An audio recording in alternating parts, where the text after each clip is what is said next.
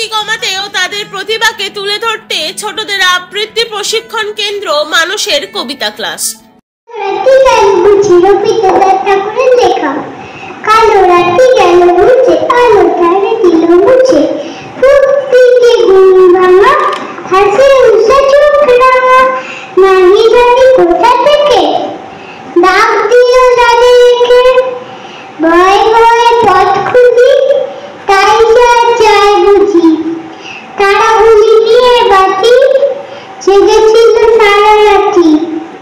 ইকির মিকিরের উদ্যোগে রবিবার এক মনোজ্ঞ কবিতা আবৃত্তির অনুষ্ঠান আয়োজন করা হয়, যেখানে প্রায় 20 জন শিশু কবিতার মাধ্যমে নিজেদের প্রতিভার বিকাশ ঘটায়।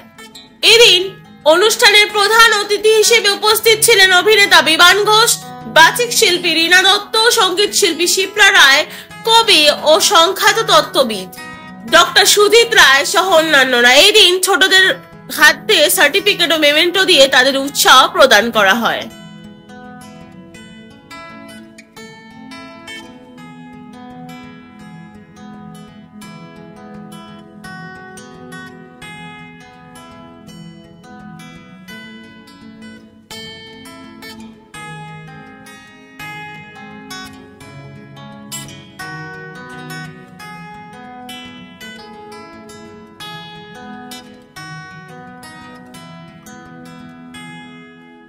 এত সুন্দর উদ্যোগ সব জায়গায় তো নেওয়া হয় না।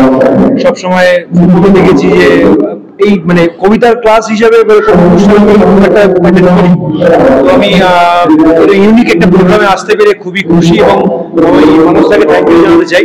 মানুষদার এই ক্লাস, মানুষের কবিতার ক্লাস, এরকম কবিতার ক্লাস সব জায়গায় বেড়ে ওঠা উচিত। মানুষ কিছু কালচারাল ব্যাপারগুলো তাহলে অনেক এখন হারিয়ে যাচ্ছে আস্তে আস্তে। মানে মানুষের মধ্যে সোশ্যাল মিডিয়া আসার পরে যে এত মানে নেগেটিভিটি ছড়িয়ে গেছে, তো আমাদের সেই ছোটবেলায় যে কবিতার পাঠ করানো হতো সেই জিনিসগুলো এখন ছড়িয়ে যাচ্ছে। তো এরকম ক্লাস প্রত্যেকটা ওয়ার্ডে এরকম করা উচিত এবং মানুষদা তো একা সম্ভব না, মানুষদার দ্বারা মানুষদের মতন আরো সবাই এগিয়ে এসে এই ক্লাসগুলো বাচ্চাদের মানসিক বিকাশ ঠিক করে হয়, নাহলে মানুষরা মানে ঠিক করে মানুষ হতে পারে না।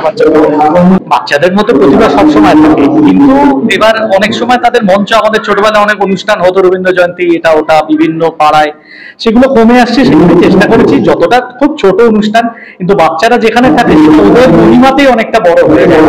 বিভাগ অনেক ব্যস্ত, তার মাঝখানেও এখন রেগুলার ওর টেলিভিশনে শুটিং চলছে, তার মাঝখানেও এসেছে, ওকে অনেক আসাতে বাচ্চারা অনেকটা উৎসাহ পেয়েছে। না, আমাদের এটা প্রথম বছর করছি আমরা এই অনুষ্ঠানটা। শিক্ষার্থী এখানে প্রায় 15 শিক্ষার্থী অংশগ্রহণ কিছু অনুষ্ঠান, মূলত আবৃত্তির স্কুল, আবৃত্তির অনুষ্ঠানের সাথে অনুষ্ঠানটা ভালো করার জন্য কিছু নাচের ব্যবস্থা ভীষণ ভালো।